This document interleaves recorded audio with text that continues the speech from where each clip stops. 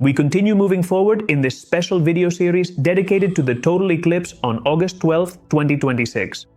A historic event that we will be able to witness from Spain after more than 120 years since the last eclipse of this kind in the Iberian Peninsula. As you can see, an unprecedented event. In the previous episodes of this series, we have already talked about the historical context, the eclipse, and everything you need to know to choose the best possible place to observe it with complete confidence. If you want to review this information, I've left the links in the description of this video. In this video, we're going to focus on something fundamental, understanding in detail what a total solar eclipse is, the phases it has, and what happens during each one.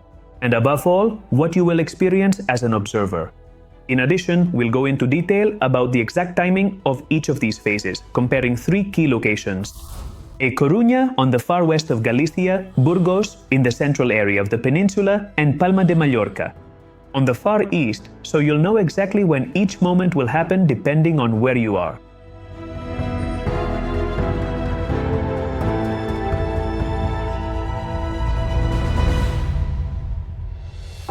A total solar eclipse isn't just a brief moment when the sun disappears. It's a phenomenon that unfolds over about 2 hours. And its intensity gradually increases until it culminates in an absolutely unforgettable moment: totality. Understanding this process allows you to enjoy it much more, anticipate what's going to happen, and not miss any of the key details. Everything begins with what is known as first contact. At this moment, the moon starts to cover the sun's disk and the first bite appears on its edge. It's a subtle change. During the first few minutes, the ambient light barely changes, and if we're not paying attention or don't use proper solar protection, it might seem like nothing special is happening yet. But astronomically, this is where the eclipse begins.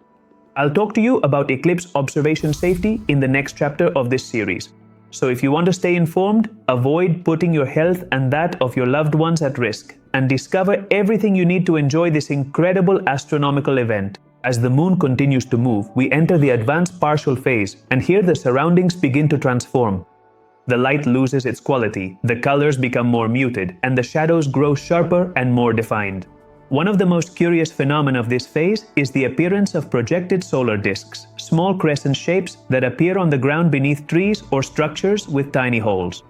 A very interesting experiment we can do during this phase is to cast a shadow using a colander or any object with small holes. And we will see how, as if by magic, a multitude of tiny mini eclipses are projected onto the surface where we cast the shadow. Although the sun is still very bright and it remains essential to use eye protection, the atmosphere starts to feel different. In the final minutes before totality, the change accelerates. The light drops rapidly. The sky darkens toward the horizon, and a feeling that's hard to describe, almost primal, sets in. The temperature drops noticeably, the wind may change, and animals begin to behave as if it were dusk. If we pay attention, we'll notice that the birds stop making sounds and the environment falls silent. We're just seconds away from the most anticipated moment. And if you happen to be facing a flat, clear horizon, you'll see the shadow of totality relentlessly approaching you. We then reach the second contact. At this point, we can remove our protective glasses and look directly at the sky. We'll see that the sky takes on twilight hues in every direction, as if we were inside a sunrise and a sunset at the same time. It is at this moment that the famous Bailey's beads appear, brilliant flashes along the edge of the moon's shadow caused by the irregularities of the lunar landscape. The last rays of the sun slip between its mountains and valleys, producing these brilliant flashes. And finally, the last ray of sunlight disappears. The sun ceases to be a bright disk and the solar corona appears. A delicate, vast, and surprisingly complex structure. This is the outermost part of the solar atmosphere, only visible from space or during total solar eclipses. Totality is the heart of the eclipse.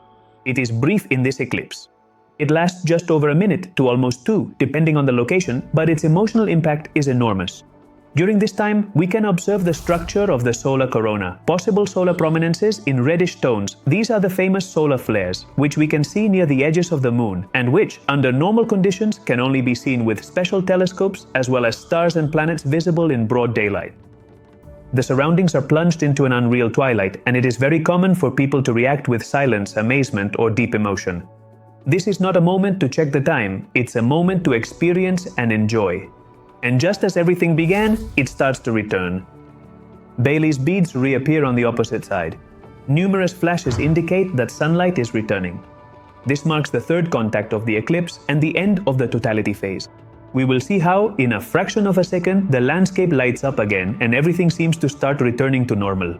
From this moment on, we will need to use our protective glasses again. But the most common thing at this moment of the eclipse, especially if we're watching it with friends or family, is for everyone to burst out in expressions of joy after almost holding their breath during the totality phase. From this point on, the eclipse will gradually diminish in reverse order to how it began. We will see how the moon gradually moves away, uncovering the solar disk until it finally reaches the fourth contact and marks the end of the eclipse. Throughout this entire phase, the eclipse will once again be partial and it will be necessary to continue using protective glasses. Now, let's move on to one of the most important points of this video, the exact timing of the eclipse in different areas of Spain. For this, we have selected 3 cities, A Coruña at the far west of the peninsula, Burgos in the central area, and Palma de Mallorca at the far east. Remember that these times are given in Universal Time, UT. To get the exact time in Spanish territory, you will need to add 2 hours. In A Coruña, the eclipse occurs with the sun relatively higher above the horizon. The first contact, the beginning of the partial phase, will occur at 17:30:52 UT, which is 19:30:52 local time. The second contact, the start of totality, and the most important part of the eclipse, will take place at 18:27:37 UT. That is at 20:27:37 local time. The third contact, that is, the end of totality, will be at 18:28:51 UT. That is, at 20:28:51 local time. And the fourth contact, that is, the end of the eclipse, will be at 19:21:55 UT, or in other words, at 21:21:55 local time. The approximate duration of totality at this location will be 1 minute and 17 seconds approximately. In Burgos, the eclipse occurs with the sun somewhat lower in the west, but still with a good margin above the horizon. The very first contact point in the city of Burgos will be at 17 hours, 33 minutes and 17 seconds UT. That is, at 19 hours, 33 minutes and 17 seconds local time. The second contact, marking the moment of the beginning of totality, will be at 18 hours, 28 minutes and 19 seconds UT. That is, at 20 hours, 28 minutes and 19 seconds local time. The third contact and the official end of totality will be at 18 hours, 30 minutes and 4 seconds UT. That is, at 20 hours, 30 minutes and 4 seconds in the current local time.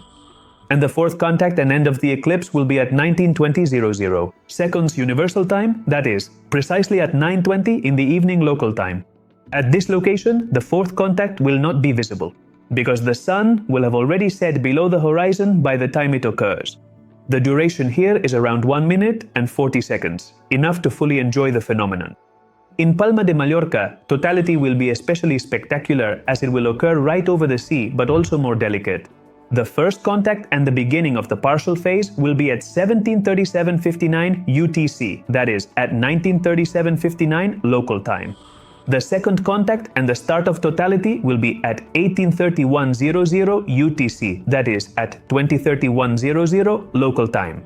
The third contact and the end of totality will be at 18:32:45 UTC, that is, at 20:32:45 local time.